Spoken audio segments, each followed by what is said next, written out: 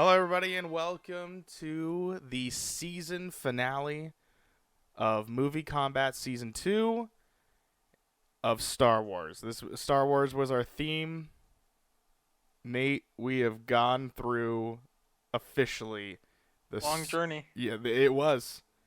It was a long time ago that we started. Yeah. But it's not so the end is not so far away because this is the last episode of season 2. This is Star Wars episode 9, The Rise of Skywalker. And isn't that right? Isn't that what this is called? Yep. And let's take a moment here before we get into all this. How do you feel about all of these movies so far? Like, we've gone through all of the cinematic mainline Star Wars movies. It's about what I expected. Mm-hmm. I think, but there's been some surprises. Like some I end up liking more than I liked originally, or vice versa. Yeah. Yeah, I think there's a couple that have been a few for me as well. But we'll get into that too after we get our final review here as well. I just wanted to check in now that we're one more movie and we are officially done with MovieKombat Season 2. So, ladies and gentlemen, for those that are just joining for this episode, well, I don't know why, but you've made it to here. The way that we... Yeah, I just want to know what episode 9's rated.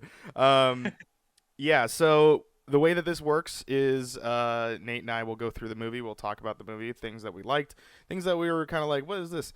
And give kind of a reiterating what the movie was about or what happened in the movie.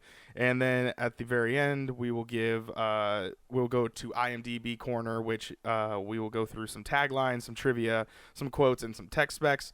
But before we do that, let us talk about the PT official random facts. The crawl was 1 minute and 20 seconds long, which I think might be the shortest one. It did seem pretty short. Oh, wait, no. Episode 3 had 1:17. Okay. Okay, so actually the original trilogy, or not the original trilogy, but the prequels had 1:18, 1:19, and then 1:17. So they were actually the shorter ones. Keeping it brief. Yep. I have a bad feeling about this was said one time. It seemed like almost this movie was trying to hit every single thing except for one they didn't actually do anything for. Was I sense a disturbance in the Force was never said. But other than that, pretty much every Star Wars cliche happened in this movie. Lightsaber moments, I counted 16. Remember, that is not how many times it got unsheathed. That's just the beginning. So when one person did it, that counts as one. Which I think is 16 separate of those. Wow. 16 separate times that actually happened. And I didn't count the time if where sometimes like lightsabers got transferred. But I guess the only other movie that had 17 was episode 3. So episode 3 beat out this by only one time. And I could have missed a moment too. I guess there was a lot of times, which we'll get into, that it's like turned on randomly. Yeah. She uses it a flashlight one time. I did count those moments though. Yeah. So, Jedi mind trick one time is how many times I counted. We had 2 space battles, but they were so epic that it was like it seemed like there were more than 2, but there were only 2 times it happened. R2 coming in clutch happened one time, which was very funny. That the fact when that turned on Dio. BB-8 did that. Was it BB-8? Oh, yeah. It's the one time then. He redid C-3PO's memory. Oh yeah, at the very end. Yeah, so that was the one time he came in. I counted that as coming in clutch because obviously you revived essentially somebody. Light speed I counted 10 times. And there were some moments that were like they were just coming out of light speed. So some I did count, some I didn't count. So it could be more than that too. All the skipping as individual Yeah. I counted 9 planets in this movie. There's the one that Kylo goes on to get the Mustafar. that was Mustafar, Mm-hmm. where he gets the pyramid thing for the first one. Yeah. Okay. Then he goes. Then there's Emperor Palpatine's planet, Exile Ghoul. Is that what it is called? Exegol, yeah. Exegol, yeah. Exile Ghoul, After I that, think I is a think I'm not gonna person. look at the names. Yeah. Then there's the Rebel base one that they're all on in like the Yeah, that one jungle. I don't know. Where she's training. Yeah. Then there's the desert planet, Oh, Persona. yeah, yeah. Yeah. Then Correct. there's Kajimi. Mm-hmm. Okay. The snow one. Yep. Then there's the one that has the Death Star crashed on it, where they have to go and find the other one, the other So pyramid. was that like another side of Endor? They said it was on the Endor system. I don't know if Yeah. it's actually on Endor or is like a moon of Endor or See, I something. don't. But I was thinking I maybe it's just like on another side of the planet. I feel if it was on Endor, they would have said that. Mm, It's kind of like where you're like, oh yeah, it's in Thurston County, right. but like if you were talking about Olympia, you would say Olympia, like Mm-hmm. sort of thing. It's probably just in the same vicinity. Yeah. Then there is Endor because we do see Right. the Ewoks for a very short period of time. Then Sky City gets shown for a very short Mm-hmm. period of time. Bespin. Yeah, Bespin, and then Tatooine gets shown at the very, very end. Good old Tatooine. So 9 planets, which I think there's only one more movie that I think would come close. Oh, nope, they beat it. Rogue One went to 8. And Solo went to 7. Episode 3 went to 7. Episode 2 went to 5. And Episode 1 went to 3. So this movie officially has the most planets in one movie. Nice. Jedi Powers. Again, this got so out of hand that I eventually just stopped counting some of them. So like when at there's fight sequences when that happened, when someone used the Force like uninterrupted, I counted that as 1. So if they like pulled someone down and then pulled another person and then pulled another person, I counted that as 1 time. But if they pulled somebody, then another person used it, and then another person used it, I counted that as 3 times because it was 3 different occasions. Mm-hmm. 38 times the Force is being used plus. So I'm going to say 38 plus times. Plus, well, we'll get into that too. But yeah, 38 times. You were busy this movie. You Oh, were really yeah. watching it. Yeah.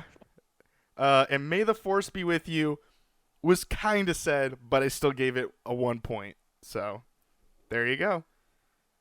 How about we get into the movie, huh? Yep. Okay. Kick us off here, Nate. Well, we pick right up where Kylo is looking for Palpatine, and he's looking for that little navigational cube that he gets on Mustafar. Um, movie goes like really fast paced, so he's like off and running, and then he gets to the planet of Exegol where Palpatine is hiding out, and Palpatine was expecting him. We find out that Palpatine has been basically frustrating everything that happened in the first 2 films. And oh yes, now you're on. The Resistance has a spy that's working for the First Order, so they're on a mission to get the intel from him. Yeah, this is when I had to count every single time because as they're escaping, Poe hits hyperdrive like 4 Yeah. times, like 3 or 4 times, and so I've like counted. I counted every single one of those moments. So lots of cool colors in this movie. Like you got some blues, you got some greens. Very vivid, yeah. Yeah. Rey's training. Yeah, back on the other planet. Then we go back to Kylo. Now he's about to have this moment here with Rey, of like, right, like for a quick second, like don't they see each other like again? Uh, Or is he just feeling this? I think he's just feeling. Yeah. Oh, okay. He's just feeling Darth Vader's helmet here, and then Rey is doing her stuff, and then she kind of Yeah. gets distracted somehow, and They start showing some shades of her being a little dark. yeah. And then we get one of our very last scenes of Carrie Fisher here. Mm-hmm. Um, Rey's explained to Leia that she's kind of like why she couldn't complete the training course. I do So, like the. Oh, sorry. Go ahead. I was gonna say, Poe and Finn are back from their mission I do. semi-successfully. I do wish there was more dynamic here with Poe and Rey, because like you Yeah. see here that there could have been something, but it never really happens. Because like it's essentially what happened all off screen of their relationship forming. Because Right. like we picked off from episode 8, they never met each other until the very end. Yeah. Which is always shocking. It's like, oh, we went through 2 full movies and Yeah. But they get the information to talking about. find out that this is when they're talking about Palpatine's alive, right? Yeah, this is when they officially say like, oh yeah, and Palpatine's He's alive. got this whole big ass fleet. Yeah. Things are not going well for the rebels here. I like Baby Akbar. Baby Akbar. Is that really his son? Supposed to be his son? I don't know if it's supposed to be related or not. And then we finally get this is the last scene, right, of Carrie Fisher? I'm not sure. I know there's like more than not that they had to like kind of cut together. Yeah. But this is the Sure, last it's on one that with movie. Daisy Ridley here. Oh, So- yep. Yeah, so the last Rey and Leia scene here, and it's interesting this scene that happens here because Daisy Ridley cries hugging Leia, but there's really no reason for that to happen.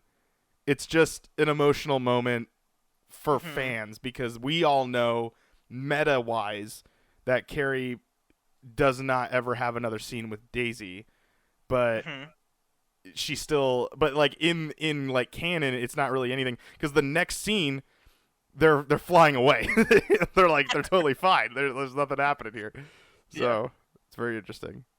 But then we get to see Kylo's crew rolling deep here, though. Yeah, Knights of Ren. Finally Also- doing something. Yeah, I also wish there was more here with these guys. Yeah. I'm sure originally there was probably supposed to be, but then they just had to kind of throw them in there to do something. Yeah. Okay, and now we're on the desert planet, and there's a big old rave going on here.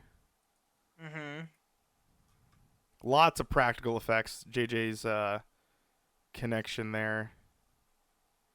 Yeah, I remember when I watched the behind the scenes, there was like a lot that went into that little dance scene there. Yeah, I mean, looking at this whole entire like layout here, the only thing I can see is CGI is really just the background here with making it look like there's thousands and thousands of people here, but like this foreground, I'm pretty sure that like all of these people are real. Like these are Those all are real dancers. I believe they went to, I think it was Jordan. That's where they filmed it, Oh, okay. and they got locals to do that.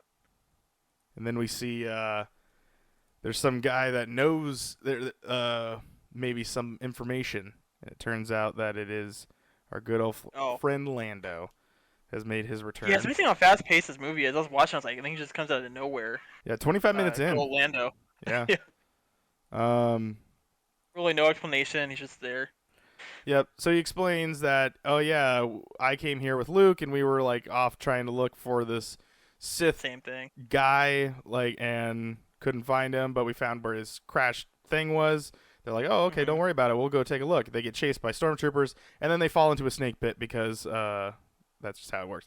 This was pretty funny though.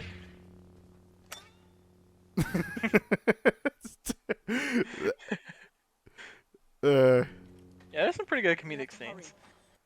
Yeah, and it's the thing is like I feel so cheated on with the fact that this dynamic of these three characters could have worked so well, but they just got separated so many times.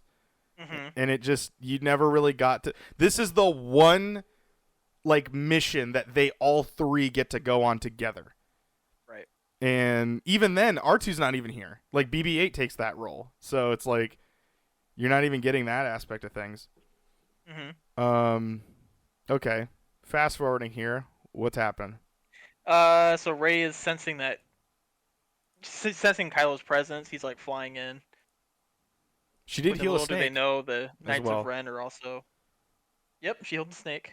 As we can see, the first time she uses her little life transfer power.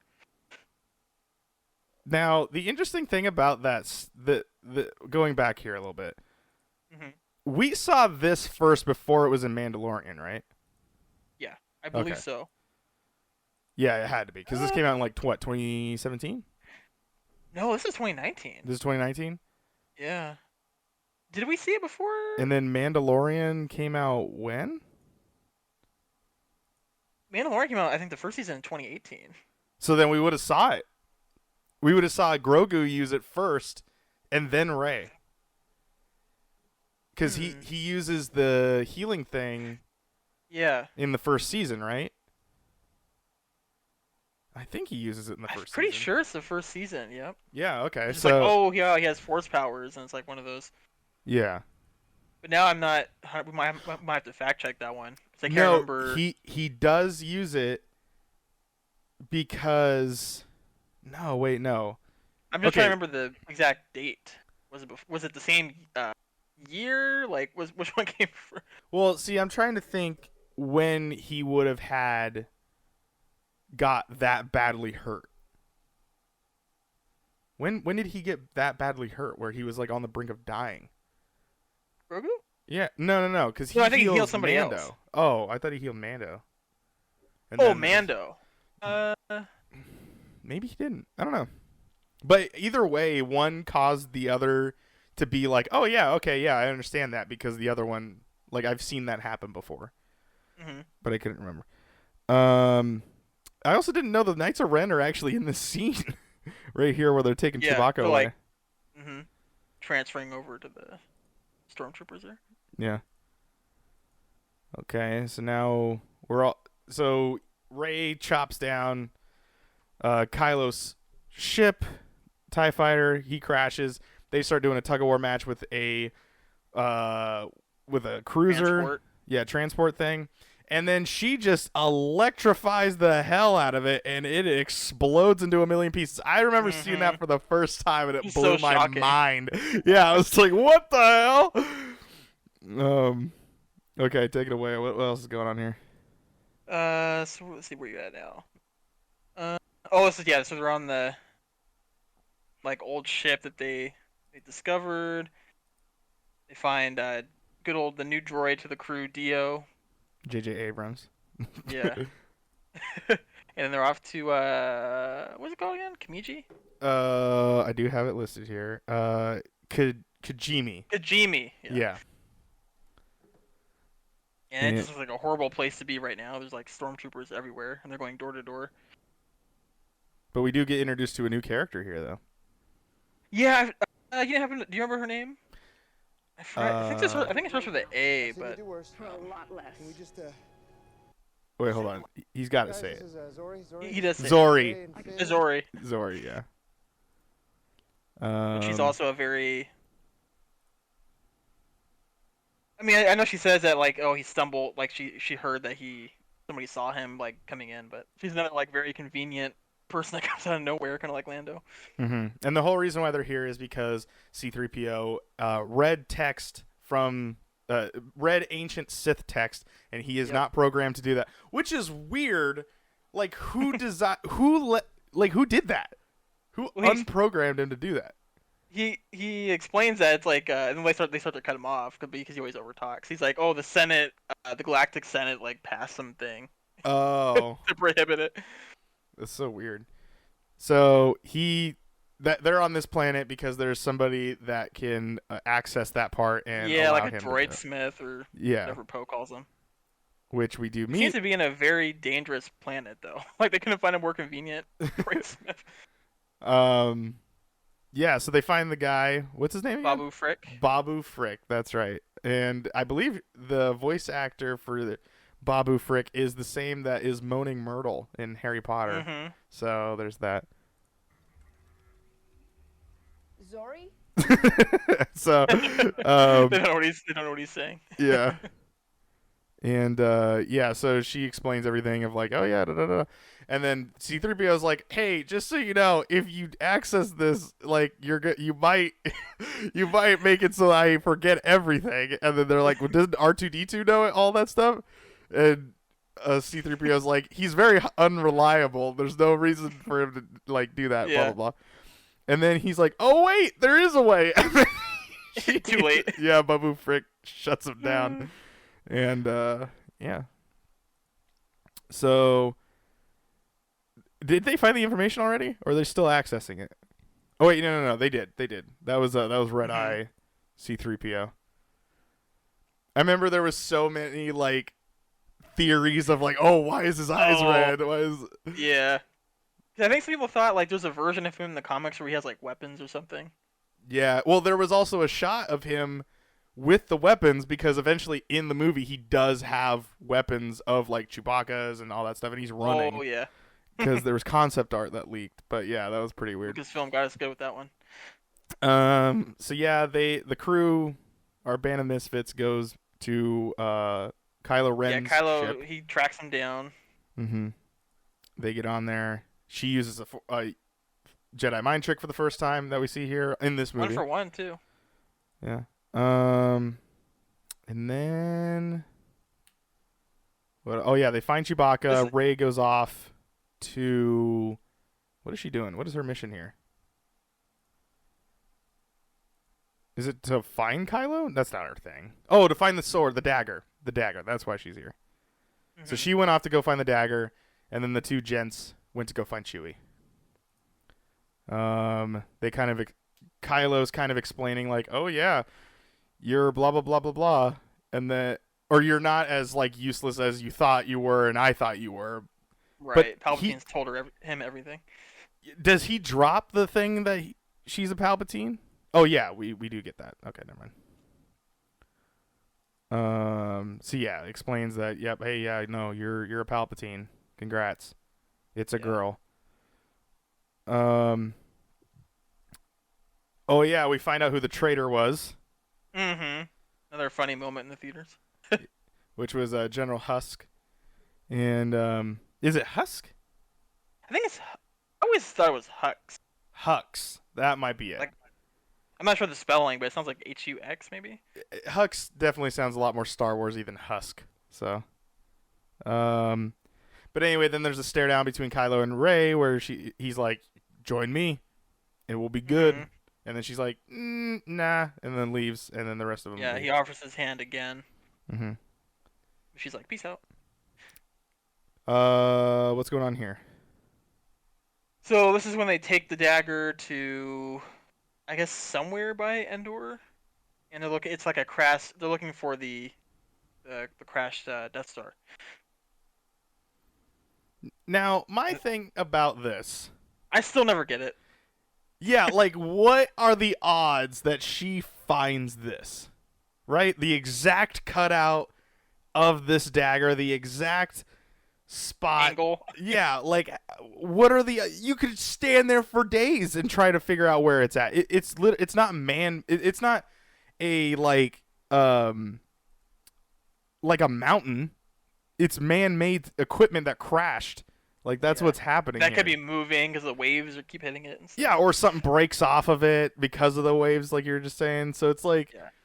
I think it would have been better for her just to sense where it is. Like, they get there and she's like, oh, I can feel this area over here or something. Yeah, I don't know. Anyway, that happens. They find where that's going to go. Rey's like, we got to do it right now. The rest of them are like, probably not the best thing to do. They go off, try to fix the ship. Yeah, with the help of some interesting characters. I forget her name, too. But they're, basically, stormtroopers that defected. And so there's like a whole little gang of them on this planet. Yeah, and apparently they're pretty cool and they want to help out. Yeah, because they're like, oh yeah, we all thought it was a terrible idea, and Finn's like, oh, I'm not the only one. So, Which did kind of diminish his, because in the very first movie you're thinking, oh, he's kind of special, but now it turns out there's a whole group of other people that same thing happened to. I do think Finn is a little special here. We'll get into that towards the end, where my theory is about that, which I think you'll know where I'm leading to on that. But yeah, Finn does his deal. He has a conversation with the lead gal that's a part of that. Meanwhile, Rey decides, you know what? Fuck it, I'm doing it myself. She's not having it, yeah. Yeah, and she just sails away on her own. So she starts scavenging onto the Death Star, and we know that she can do that really well because she's a scavenger. She finds the beacon thing, but not without herself coming into play, which she has like the coolest lightsaber in the whole, one of the coolest lightsabers, where it folds up like that. Her evil self. I mean, that was so cool when they had like the teaser trailer or whatever with that shot. Yeah, because it was like, oh, is she gonna turn to the dark side? Or, like, what's gonna happen here? But yeah. So then Kylo shows up, says he picks up the little like triangular thing, and is like, you know what? I'm gonna take this. Actually, I'm gonna break this. Yeah. And then you have to come with me now. Yeah, and then Kylo and Rey fight for how many times has this been now? Is this round 4? They do it in the woods. Total? Yeah. So they fight in the woods. They do kind of, I guess, fight in The Last Jedi. They're more fighting together, but then they do have the little where they're trying to pull the lightsaber or whatever. Yeah, I guess they don't really fight in that one either. I'm not gonna count that one. So this is the second time they fought. Yeah. Okay, rematch. Interesting. Yeah. Which when well, I guess oh, go ahead. They kind of fight on Kajimi, so I guess third. What were they doing there? Remember when they had the little force bond? They kind of fight briefly because she like is swinging at him and he's like. Oh, that's right. That's right. Okay, so yeah, this is the third time that they've done this. Okay, and then while this is happening, Finn and the ex-stormtrooper also get onto the Death Star, and they are seeing this fight now happen. They've found where they're at. Yeah. Poor Finn's always like a little bit behind. Yeah. Rey. So then Kylo and Rey. I actually thought this fight was actually pretty cool. Yeah, it's a pretty good fight. Yeah. So then Kylo Ren feels that his mother is dying, but just enough to distract him. Yep. And what happens next? Yeah. Right. Another shocking moment the first time you see it too. Just straight through. You're like, oh, there goes Kylo. Yep. And then you see his like seared, medium, well done chest here. But because they teased it earlier, you know that she can bring him back to life. Yep. Foreshadowing. And then she's like, I gotta go. And then she steals a ship. But unfortunately, we come back to Leia, and she has now passed away. Yeah, everyone's grieving. And then we get this shocking bit here. I actually forgot this was in the movie. But what happens next?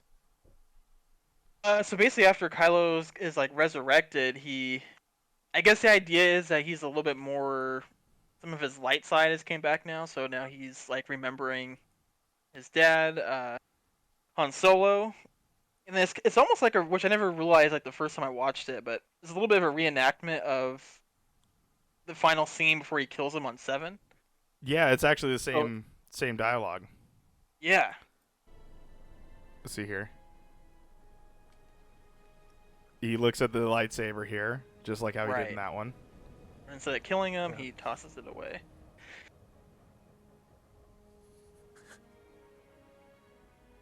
I know. Yeah, and there's that part. But instead, yeah, the I know part. But yeah, then we get back to the Star Destroyer. Who is this guy?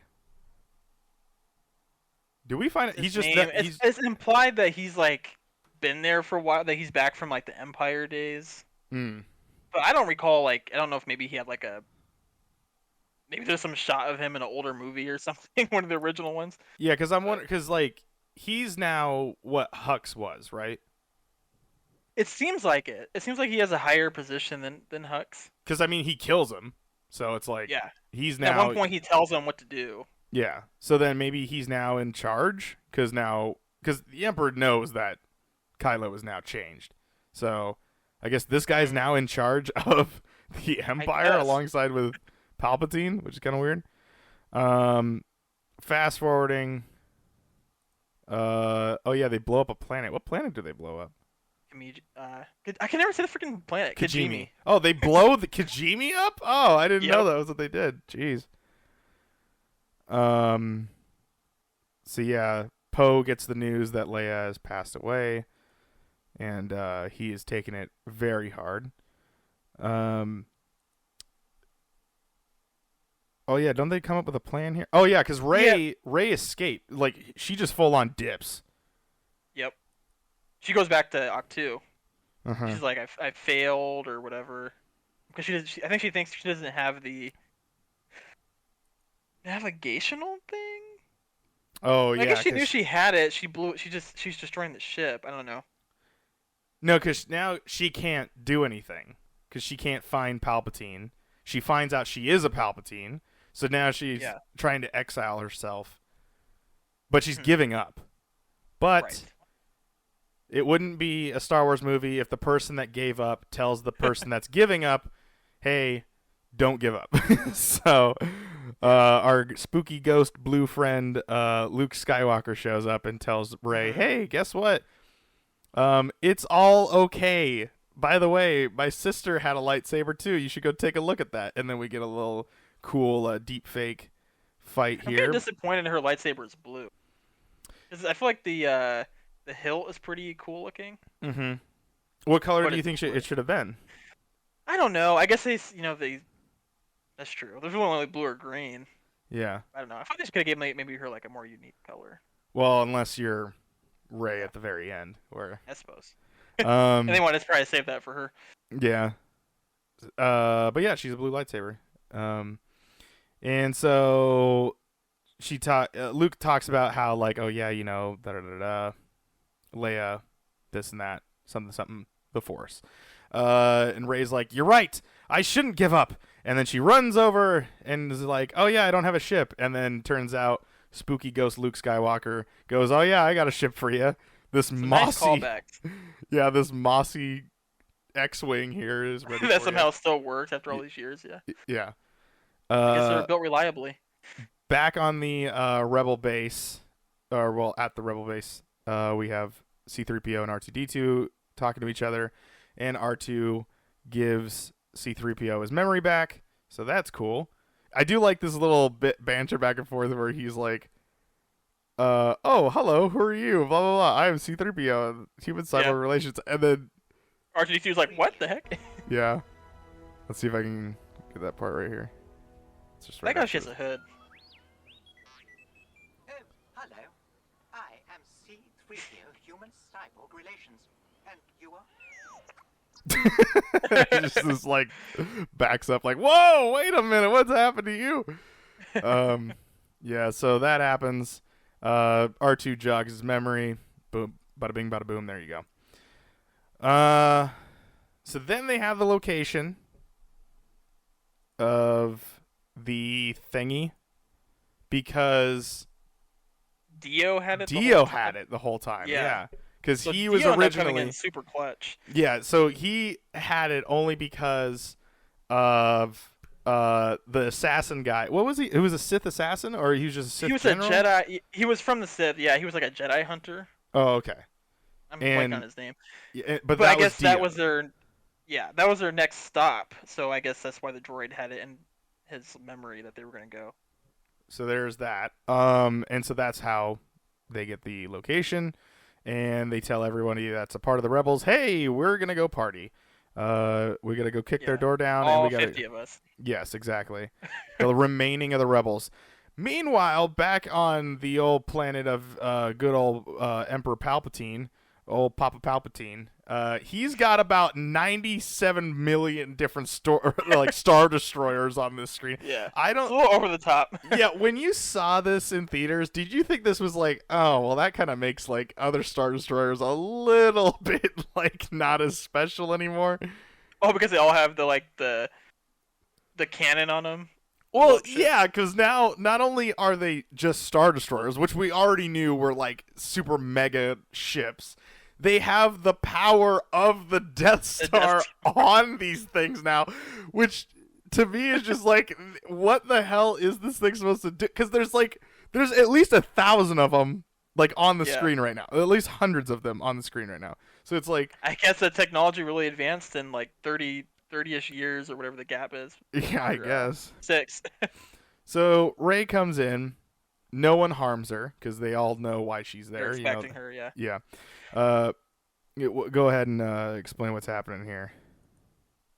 So she touches down, and she's going to confront Granddaddy Palpatine. Granddaddy Palpatine. And then she kind of, I guess they explained that she like showed him the pathway to get to Exegol. So then Resistance is right behind her, and they show up. But always in small numbers, or always the underdog. So now we're getting the Rey and Palpatine conversation here. Okay, well, actually, some more stuff happens here, but not very much plot inducing. Just more of starship battles are happening. A little, the horse riding thing happens. Cool scenes.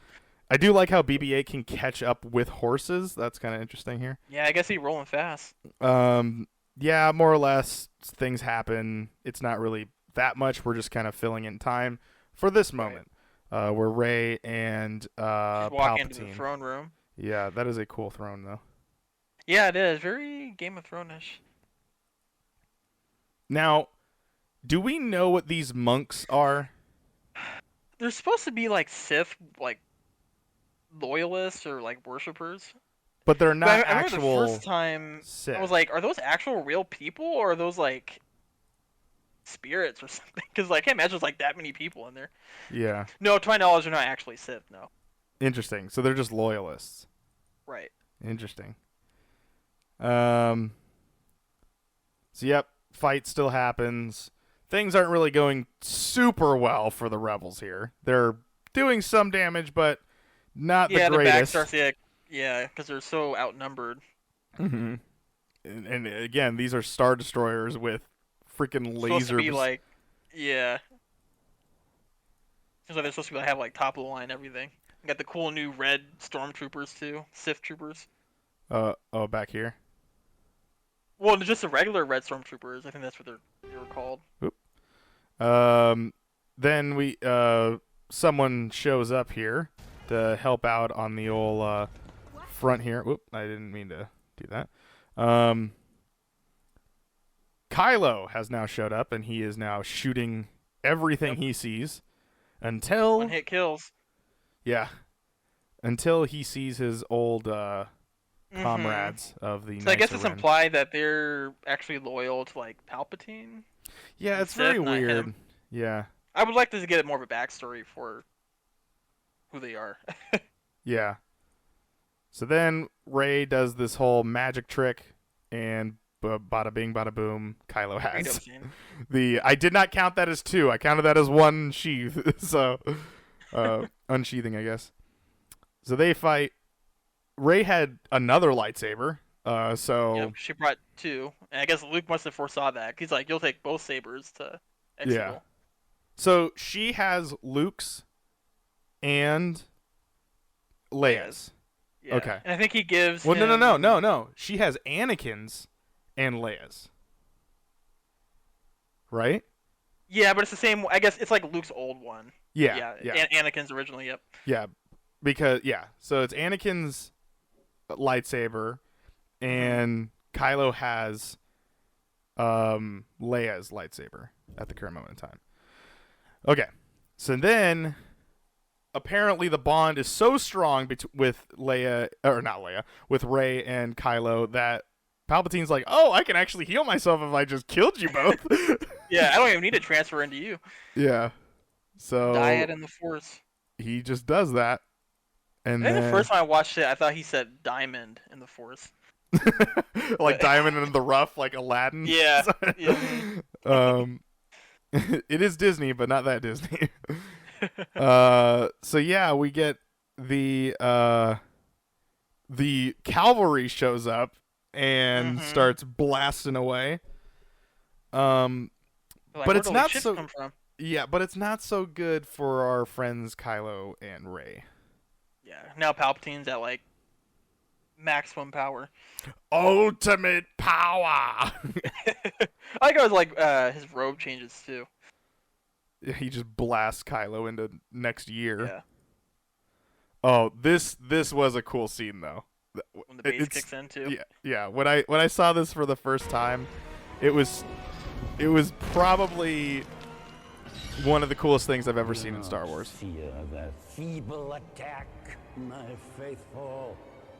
Nothing will stop the return of the Sith. They always got a view. Drop the beat. Yeah.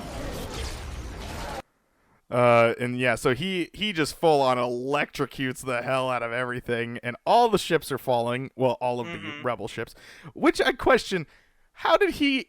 I mean, I guess he is like the ultimate Sith Lord, but like He's so powerful. He can select certain ships. yeah, like he has the ability to select that. That's kind of interesting.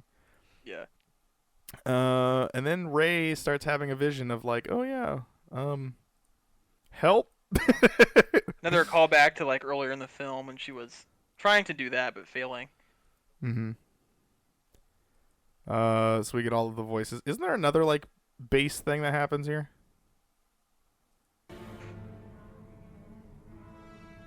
Let your death be the final word. Is it when he in tries the to shock her? story of rebellion.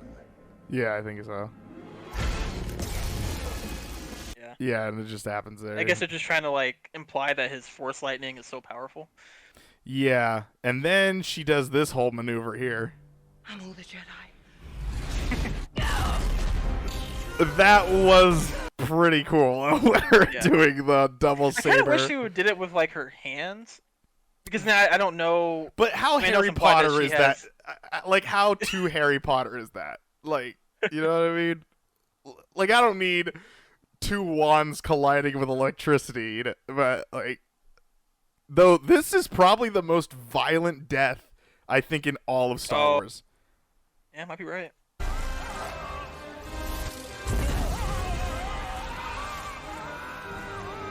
Okay, I counted that as a force thing. Because she takes the lightning and then she like jolts forward and it shoots it right back at him. Like, Yeah, I do you would not say think so. that's yeah? Okay, I figured that was a little force sort of something Because I think going on. normally it just absorbs it. Like when Mace was fighting him, There. Yeah, he didn't send it back. He just absorbed it into his lightsaber. which is interesting because he was trying to kill him. Yeah. So Apparently Mace has some weird, I guess not to get too lore-y, but apparently he like can absorb dark side power and like use it against the other person. huh, really? So while now we've kind of missed this whole part with what Finn and Poe have been doing. Poe has obviously been Side in, story. yeah, Poe has obviously been in his X-wing. He's been flying around. He's been doing stuff. Finn and the ex-stormtrooper, they are off and they're trying to blow up a certain thing, right? Like on one of the Star Destroyers. I can't remember what they're trying to do. It's like a Well, satellite. they were trying to knock on the navigational tower so that they can't, so the ships would be stranded because they're so close to each other that there would have been no way they could have like left the atmosphere without crashing into each other. Oh, So yeah. they So try to take that out, but then they transfer it to the command ship. So then they have to take the command ship out. got it. That's what the whole, Okay, like, that's why they were doing the whole time. And then they do eliminate that, and so now they need to get off. And finally, yeah.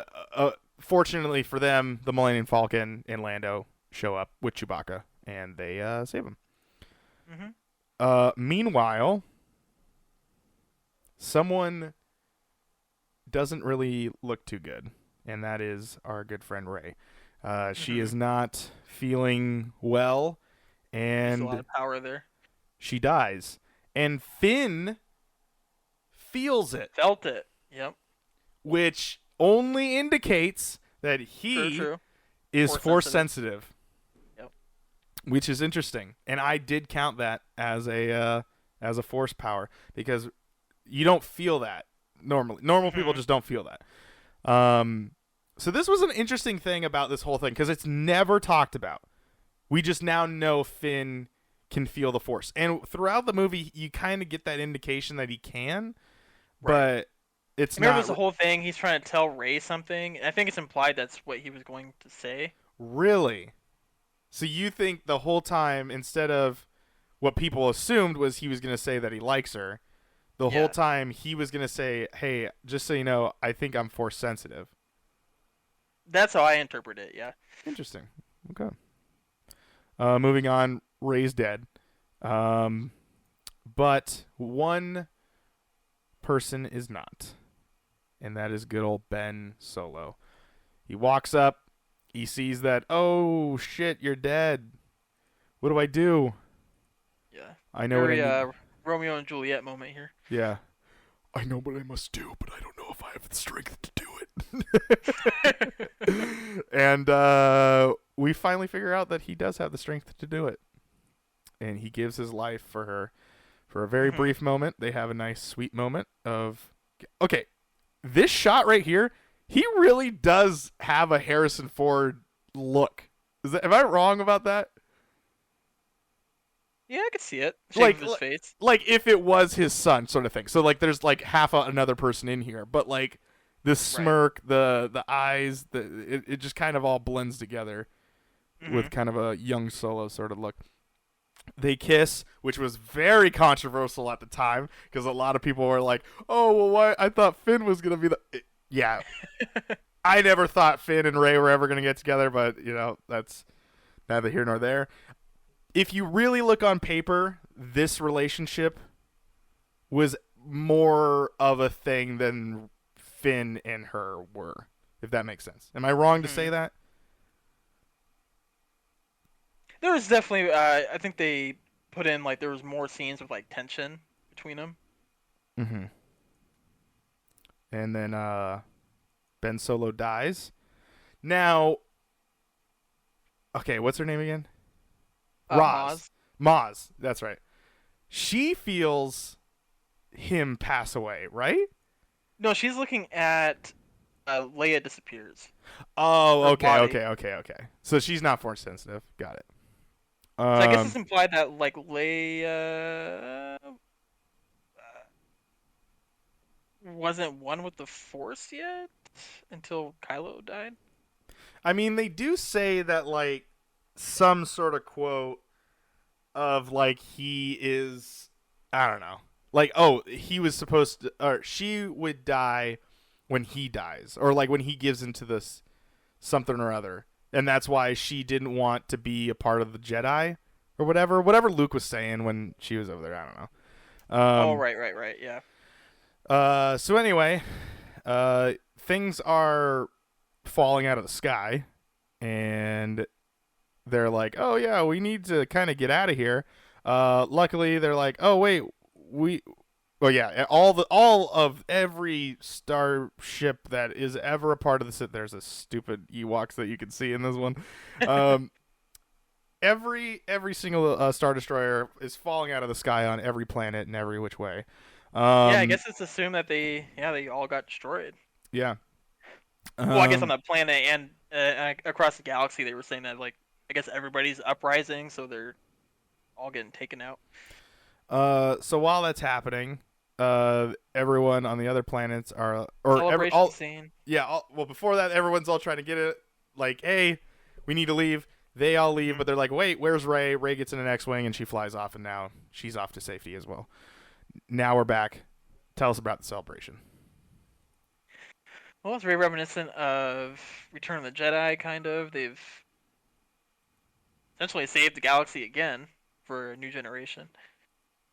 Now, then Chewie gets his medal that he never got. Yeah, exactly. I didn't notice that the first time. It's a very, like, I didn't notice it either. Quick moment. It's very nice. I do like that. Yeah, I never paid attention to the fact that he didn't get it in 4.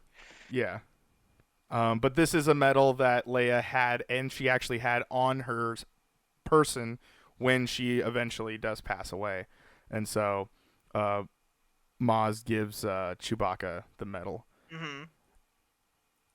which is a nice, sweet moment. Rey lands and is greeted by BB-8. It's always funny they treat him like a dog, kind of. They always like pet him. Alter. Yeah. Sob softly. I guess I accidentally... Did you watch it with subtitles, Ryan? No, I didn't. I clicked the button and it accidentally clicked on subtitles, but it is funny how sob softly is one of the things here. No dialogue for pretty much after Lando says his little thing about like to the Weird scene. yeah, it is very weird. To the ex-stormtrooper says like, "Oh, you want to find out?" That ends. I think that's the last words uttered in the rest of the movie, because then She says the line at the very end. What's the line at the very? Oh, that's right. It's the last of that scene. Right, Yeah. last with like the other, this is a group. Yeah. So the three hug each other. They're all nice and happy and whatever. Fast forward to somewhere down the road, enough for Rey to be fully healed here. Then again, it could literally be hours later because she can heal herself, so it doesn't even matter. And she goes to a very familiar planet. What is that? Tatooine. Yes. Must have been some time that passed though, since she had, she built her own lightsaber. That's true. Where did she get a kyber crystal? I don't know. I guess she could have went to, what planet is it? Ilium, where they get all the kyber crystals from. Yeah, I guess so. Then some random person says, "Who are you? No one's been here forever." And she goes, "I'm Rey." And then she goes, "Rey who?" And the very infamous line of, "I'm Rey Skywalker." And then it ends with the two sons, and that is the end of the Skywalker saga as we know it today in the year of our Lord 2021. That is it. Star Wars is officially over, and everything else is just in between it. So, and one thing I didn't think about is because Kylo transferred his life force, she kind of really is a Skywalker. I guess so. First time I was thinking like, oh, it's more like an adopted thing. But yeah, I don't know. I guess she kind of is like, she actually has like some of his life force in her. So there it is. That is the movie walkthrough. It is now time to go to the IMDb Corner. Ladies and gentlemen, this, again, is where we go to IMDb and we go take a look at some of the cool trivia and whatnot for Star Wars Episode 9. And let's see if I can do a quick link. No? Okay. Rise of Skywalker, there it is. 2019, yeah, 2019. So that means the first season would have been out. Director J.J. Abrams on this one, and let's see. Okay, let's take a look at taglines. This is my favorite part of the show, where I take a look at. I read you off some taglines here that were used to advertise on posters and things for the movie. We got 4 of them. So here we go. Number 4, every generation has a legend. Okay. Number 2, the saga concludes. So this is the first time that we not continues. We've gotten rid of that. This is the saga concludes. That was a big thing. That was a big thing. Number 3, no one's ever really gone. Okay. There's a lot to that one. I guess that could mean a lot of things, but I think it's more of nailing on Emperor Palpatine there. It's kind of a play, too, on what was the tagline from Last Jedi? That kill the past if you have to, or something, let it die. No. And then our last one is, the saga comes to an end, the story lives forever. And there you go. Let's head over to trivia. Nate, why don't you go ahead and read us off. This is our last one. 10 trivia facts for us to look at. Let's go. I don't even care about 9. We're going the whole Microsoft route. We're skipping 9. We're going to 10. Tell us 10 interesting facts about Star Wars Episode 9, The Rise of Skywalker. So first one I'll do is, um, oh yeah. So John Williams stated that this will be the final Star Wars film in which he would compose music. Interesting. So, do you really think he's gonna stick to that? I mean, I don't know. He is pretty old. I mean, yeah, but I can mean, see he's that still happening. making music, like, you know. But Right. yeah, So yeah, so far they've been using that other guy for the TV shows. yeah. Number 2. So the Emperor's Throne scene in the movie was based on conceptual sketches made in Star Wars Episode 6, Return of the Jedi. Okay. Number 3. Oh God. 30 tons of black beans were shipped to Jordan to use as sinking sand. Oh, so when they're singing in that like stuff, it's actually beans. I guess so. That's pretty funny. Number 4. The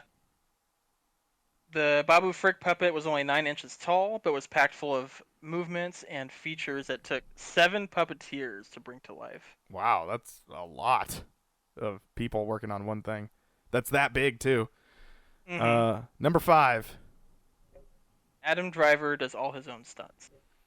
Interesting, considering he slams against things in this movie.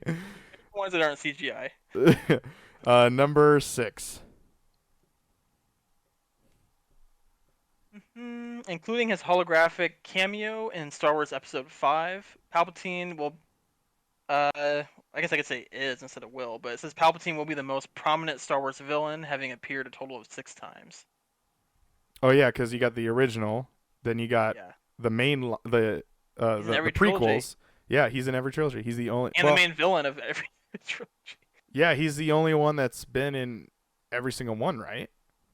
Other than R2D2 and C-3PO. Yeah, literally. Yeah. I mean, 4 he's barely in, but he's still technically in it. Yeah. Number 7. I don't know if I like that one. The final trailer was released October 21st, 2019, on what would have been Carrie Fisher's 63rd birthday. And that would have been that's the same year as the movie did come out, in 2019. Number 8. It says, unlike the previous films, Maz Kanata was achieved with an animatronic puppet, which creator Neil Scanlon described as probably the most advanced animatronic ever made. See, that's what I thought, because like she does look different in this movie than she did in Episode 7. Yeah, I guess so. Now that I think about it, She actually looks like a real thing, and it turns out she actually is a real thing. yeah. I mean, I guess that's pretty advanced. So it's kind of hard to tell the difference, though. That Number the 9. CGI one. Yeah. Number 9. The serpent was the longest creature made for film at 25 meters long. Wow. It was moved by a puppeteer rolling around inside the body. Just one? It took 7 people to do Babu Frick, but only one dude rolling around in a rubber suit. Yeah, that one don't seem quite right. All right, and number 10, our last one here. It says J.J. Abrams wanted the Death Star to sound haunted, so its interiors were recorded inside a stack of shipping containers. Interesting. All right, let's head over to quotes. This is some quotes of the movie, and I'm going to read 5 of them. We're just going to do 5. Just because we already watched the movie. We know what's going on here. There's nothing like that's new here. Number 1, Kylo Ren and Han Solo. I know what I have to do, but I don't know if I have the strength to do it. Han Solo, you do. Number 2, Luke Skywalker's talking. We've passed on all we know. 1,000 generations live in you now, but this is your fight. Okay. Number 3, Obi-Wan Kenobi. These are you final steps? That's not right. These are your final steps, Rey. Rise and take them. Anakin Skywalker. Rey. Ahsoka Tano. Rey. Gonjaras. I don't know who that is. Kanan. Kanan, yeah, he's Kanan? from Rebels. Oh, okay. Rey, Anakin Skywalker again. Oh, bring back the balance, Rey, as I did. Well, who the hell is this? Loom Inara Unduli? Who is that? Luminara Unduli? In the night, find the I light. would have to look at it. Rey. Okay, let me see here. Can I?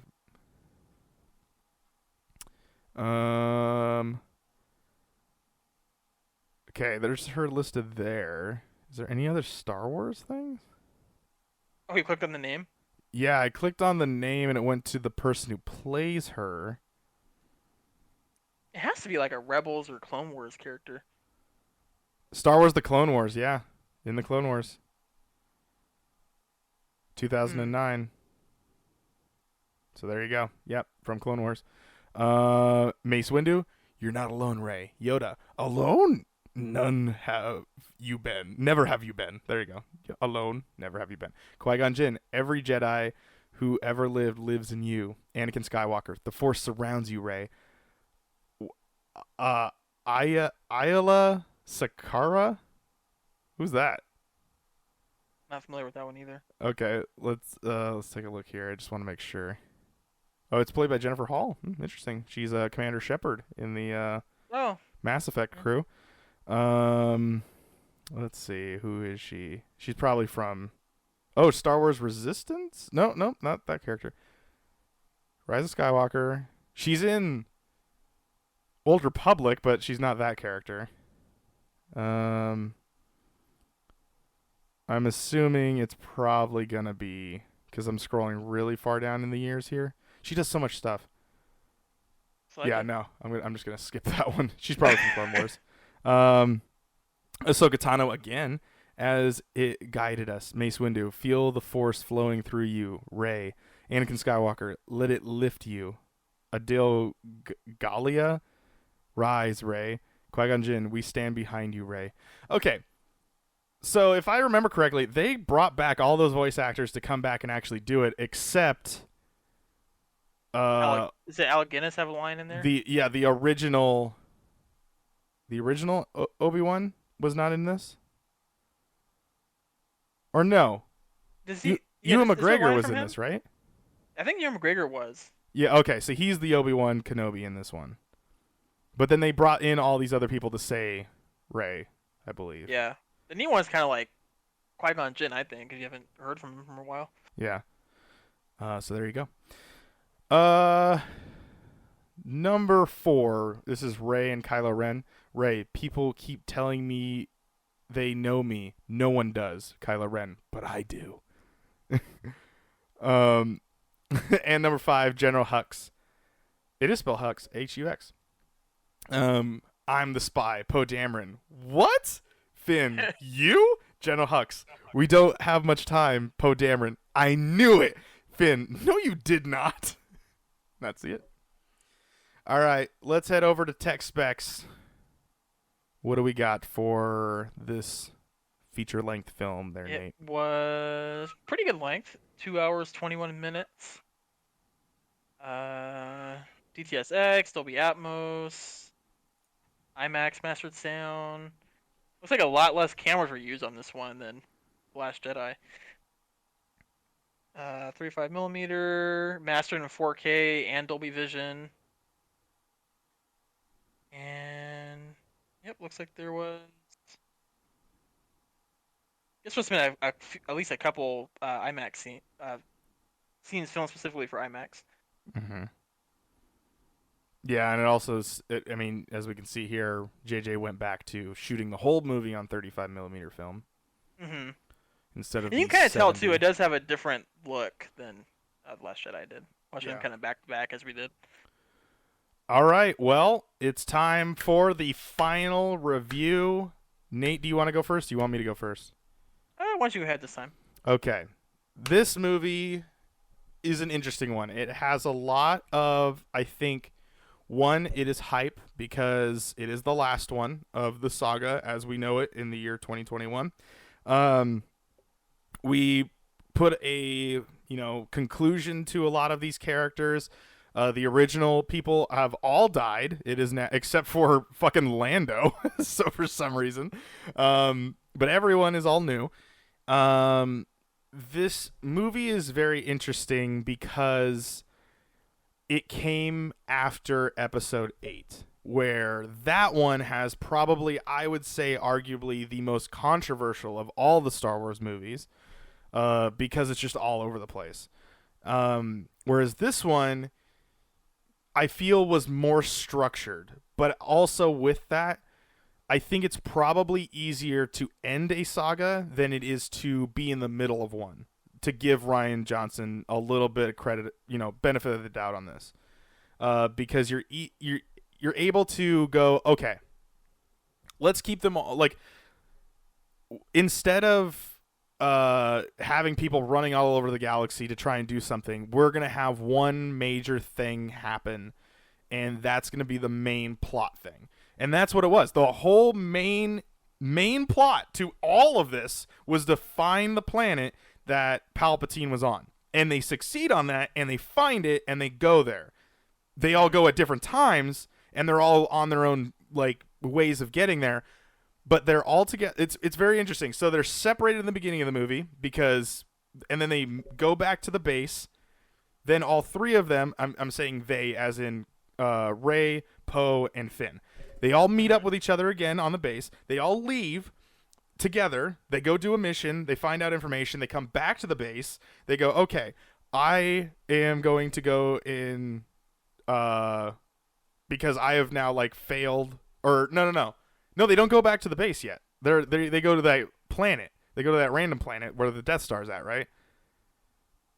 Like, I believe that's what they do next. So they go there. After which point? So, okay, so they go to the rave in the desert. They go to Burning Man. And from Burning Man, then they go to the Death Star planet. They go to Jimmy. Oh, that's right. That's right, because they need it translated. So they're still on the mission together. So they go do that. Then they kind of split off, but they're still together to go do their own thing. Go get Chewie, go get the knife, blah, blah, blah. They leave together.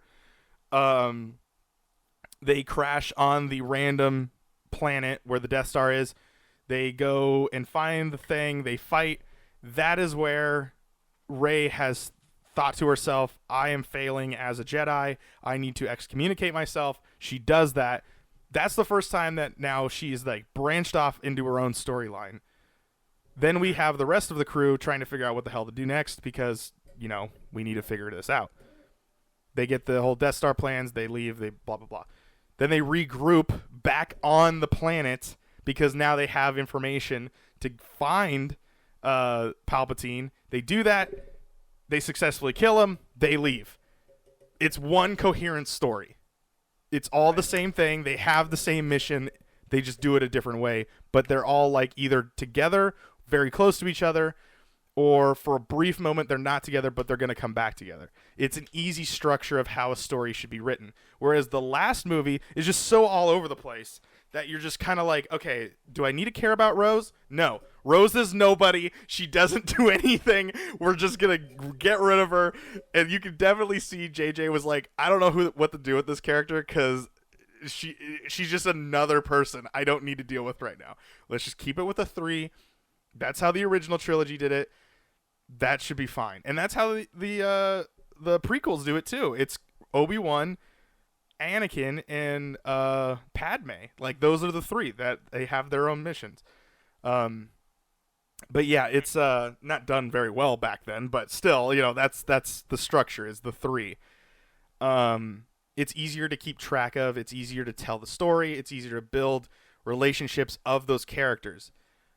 The one thing about this that's kind of crummy is we go so fast, as you were kind of talking about. It's like you can definitely see where, okay, let's just set up the story. We got to get the story set up in the first, like, 25 minutes. Otherwise, people are going to check out and they're just going to be not really into this. So they literally just throw everything at you.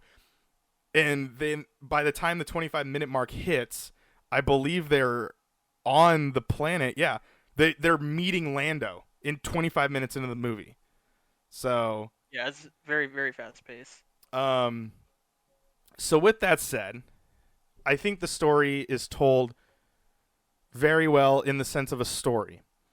But the thing about MovieKombat is, how does this movie feel as a Star Wars movie? And as I said in those descriptions of our fun facts in the beginning of the show, they hit every single thing consistently with force, with lightsabers, with character development, with there's the main bad guy. The main bad guy is Palpatine. He's always been the main bad guy. Guess what? He's the main bad guy again. Like, he's still badass and cool of being super, super evil. And the only way that, like, you know, Rey is able to succeed is to get every power of the Force to defeat him, which is a bit of a cop-out, but it's whatever. But the negative things about it, because this is the reason why I'm not going to give it a 10, because it's not perfect. The Rey and Kylo thing I felt was very rushed, even though it was hinted at throughout the saga or throughout this little trilogy. It's very rushed and almost can feel like it's not earned. The Poe and Finn and Rey situation makes me want more, but more than likely we're never going to get those three together again. And it just feels like you're cheated with, like, oh, this could have been really fun if we had this in another movie. But unfortunately, we just didn't get that. We only got that part in this movie.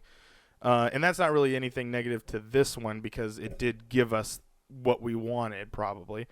So, with that said, there's a few things. It does feel rushed. It feels like a modern-day film, which Star Wars doesn't really have that flavor of being kind of fast. It's usually kind of a slower-paced movie with 4, 5, and 6. So with this one being like, boom, boom, boom, boom, we're moving. Kylo's got his thing. We're already in here. We're on this thing. We're on another planet. We're on 9 different planets. It takes away that feeling of a Star Wars movie. But JJ really was the person that should have directed all 3 of these movies. 7 feels good. 8 throws it off. 9 brings it back together. And to me, I have to say it's a 9.7. And Wow. That's my final review. See, for me, it's way too fast paced, and the first half of the movie it throws me off just a little too much, and there's too many things that don't. There's too many like random characters that are introduced that to me don't make sense, and then you kind of talk about the Rose thing, which they also threw in the last one. But what kills her character is this movie, because in 8 she's set up pretty good, but in this one she's useless. So then she becomes a wasted character. He tries to bring back some of the stuff from 7 to kind of wrap it up, which is nice, like the Knights of Ren. But then they feel kind of Boba Fett-ish and kind of like Captain Phasma, where they kind of end up being cool, but they don't really have a use. Fight scenes were good, but I don't know. I feel like they were kind of for this being the finale of the saga. I feel like that the final act was entertaining, but I feel like it was disappointing in the long run. Like, I would have liked to see, instead of the voices of the characters, if we could have actually seen the Jedi come out and whatnot.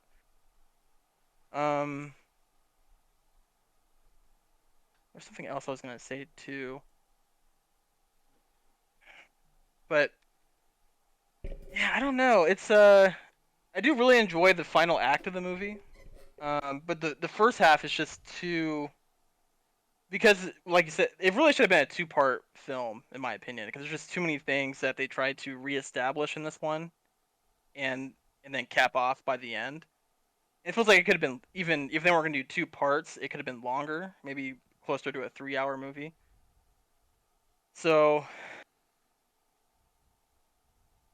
it does leave me wanting some more too. Like, I really hope that we do get. Hopefully, Rey gets brought back at some point. It's like a cameo, maybe another Star Wars series or film. But this one, I'm gonna give it an 8.1. 8.1. Okay. Yeah. So then totaling that out here, we got 9.7 plus 8.1 divided by 2. That's not how that works. It's 9.7. Is it times? Should be plus 8. Yeah, One? okay. So 9.7. What happened there? Did it give you a random Plus number? 8.1. Yeah. Equals. Okay. There it is. Divided by 2. And 8.9 is the final review score. So Yeah, I was struggling if it was better than Solo, but I think it ultimately is because it at least means something. You know, Solo really, you can really skip that one in the long run. So, with that said, that puts the final score on our journey that is Star Wars Saga. So, in last place is Episode 2 with I think it was like a 6.7, Jeez. which was our lowest You rated. must have gave that one a pretty low score. Yeah, unfortunately my information on how we reviewed it has been lost because of a just Been deleted out of the Jedi archives. yeah. I mean, also the fact that it's just been so long since we've even Yeah. watched the second episode. So let's see here. I think episode 1 is not too far ahead with a 7.3 for episode 1. Yeah, it's really a movie about embargoes, and that's not really fun. Let's see here. So that was 7.3. I'm just slowly like typing these out as I'm saying these. Then ahead of that, so we got 7.3 we were working with there. And okay, I'm seeing one there. Okay. Interesting. I did not know we did that. Solo with a 7.9 in the third to last spot there. Interesting. I wonder, did you review that one lower? Or maybe I did. On my notes, I had it as an 8. Interesting. Okay. So we must have been around the same. Maybe I gave it like a 7.1 and then it knocked it. Well, no. Yeah, maybe You a must have 7. gave it like a 7.8 or something. Yeah, or 7.8, and that's how it got to that point. Okay, so that was a 7.9, and if we're taking a look here, Then they all just get high after that. yeah, so then we go episode 3 with an 8.2. Not too like far off all these movies are that we gave some of them. They say 8.2? Yeah. Okay. So 8.2 is the next one, and I'm seeing that. Okay. Interesting. That's another interesting fact that we just... Okay, so we got 8.2 for episode 3. Then we went 8.4 for episode 8. Okay. And I know I gave that one pretty high score, so it bumped it. yeah. Then after an 8.4 with episode 8, we will be going to episode 4, which we gave an 8.5. Wow, that was rough. What the hell happened there? So 8.5 for episode 4. I'm sure we're gonna get comments for that one. I don't know. I mean, it's good because it's the original, but yeah. it's a little boring. So after episode 4, we go to episode 7 with an 8.6. I guess we will get hate on that because 7 is kind of like a recap 4, but Yeah. Yeah, we put it above. The original. Original episode 4. That may have been my fault too. I rated that pretty high. I think I remember. Okay, so from an 8.6, our next one is going to be 8.7 with episode 6. So that's an interesting one too. These are all, man. Okay, episode 8.7. There we go. So now the next one to be is an 8.7, which I think I know what is going to be the next one here. I just want to make sure.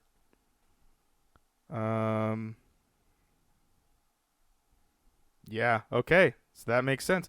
So the next one after episode 6 with an 8.7 is the 8.9 that we just gave episode 9. So 8.9. Then Rogue One makes its appearance with a solid 9. And then I believe it was a 9. Let me just see here.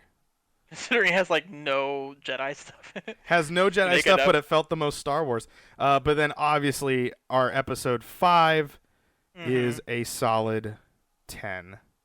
So there you go. Let me just make sure I got 1, 2, 3, 4, and 5, 6, 7, 8, 9. Solo and Rogue One. Yep, there we go. Okay, so 1, 2, 3, 4, 5, 6, 7, 8, 9, 10, 11 episodes this season was. In 11th place, just to reiterate so that we're not jumping around anymore. In 11th place, episode 2 with a 6.7. In 10th place, top 10, we start off now, episode 1 with a 7.3. In 9th place, Solo with a 7.9. Episode 3 in our 8th place slot with an 8.2. At 7th place is episode 8 with an 8.4. 6th place is episode 4 with an 8.5. Now we're in our top 5, which episode 7 kicks it off with an 8.6. Number 4 is episode 6 with an 8.7. Our top 3 is episode 9 with an 8.9. Our second place, our runner-up, is Rogue One with a 9, and our final winner is episode 5 with a solid 10 from Primal Target. Those are all Primal Target scores. Those are official, and that will conclude our reviewing of all of the Star Wars movies. How do you feel about this list, our 11 movies here? If you could, let me ask you this. Would you change any of them from the official reviews if you could move them around? Like, would you move episode 4? Not from my perspective. I mean, I guess in the list total, I probably would. Mm-hmm. Because I know we have a little bit different opinions on some of them. Like, I would probably have, like, where did 3 land? 3 would have 3 higher. 3 is 4th from last. Yeah, see, I would have 3 quite a bit higher. Okay. And probably for me personally, probably 8 would have been higher too. Okay. But I think we did pretty accurate. I think you can definitely tell. We're from a little bit newer generation, so we kind of preferred. We didn't mind some of the newer movies as much. But we did review our generation movies as the lowest. The prequels. Yeah, that is true. The ones that you grew up with. Yeah. Yeah. Now, here's the thing. Solo is fun, but I think we took that one, if I remember correctly, we took that one and we reviewed it like it was a Star Wars movie. It doesn't really feel like a Star Wars movie. So it being at a 7.9 is probably a pretty fair, and we probably docked it because of that. Yeah, I think because you're looking at the scale, and I think because you were not considering it like it was a must-have, so that's why you dropped it below. That might be yes. Yeah. I could go over what that all means too, just so you guys know. A 10 is a groundbreaking movie. A 9 to a 9.9 is a must-have. An 8 to an 8.9 is marvelous. A 7 to 7.9 is worthy, so worthy of owning. Go and pay your hard-earned money. Go buy the movie. 6 to 6.9 is a borrow, rent it, do whatever you need to do. 5 is a 5.9 is meh. You could see it, but you don't have to. 4 to 4.4, 4 to 4.9 is mediocre. 3 to 3.9 is terrible. 2 to 2.9 is horrific. 1 to 1.9 is unplayable. You can't even play it. And a 0 to 0.9 is trash. It belongs in the trash. So, that is one thing. that. I mean, I guess you get to Star Wars for the consistency, though. I mean, there's nothing that's really. They're all pretty decent. They're like decent to great. So. Oh yeah, yeah. They're definitely in the only one that's like a borrow is episode 2, and then episode 1 is episode 1 and Solo are worthy of owning, and then 3, 8, 4, 7, 6, 9 are all in the 8s. So they're marvelous movies. Great sci-fi fantasy movies. Like, you know, there's nothing quite like Star Wars, and whether you love it or you just, you know, criticize it, you've been a long-time fan, you're a newer fan, Star Wars is a cool concept of what it all is.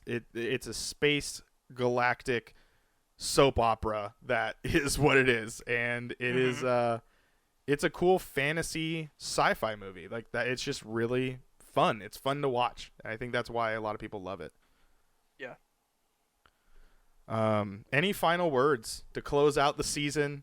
You know, it's on to the next one or whenever that may be.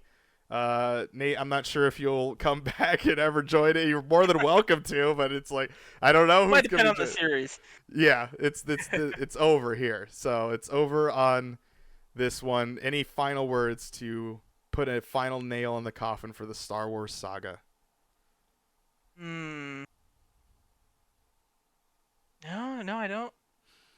I don't think so. But I definitely hope we get one more trilogy, and then I'm glad that we gave 5 of 10. Lock it in there. Yeah. It was a hard debate for me because in order for it to get a 10, it had to be us.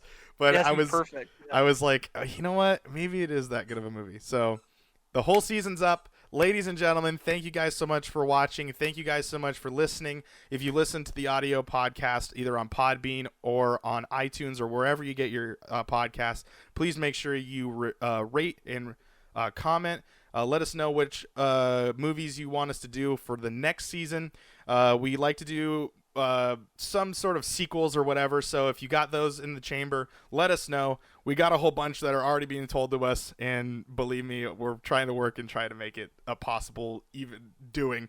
What else is there? If you watched it on YouTube, please subscribe. There's plenty of content that's coming here. There's a lot of stuff that we're planning on for the future of Primal Target, so please be a part of this whole entire journey that is the PT Nation growing and thriving and trying to make something of itself.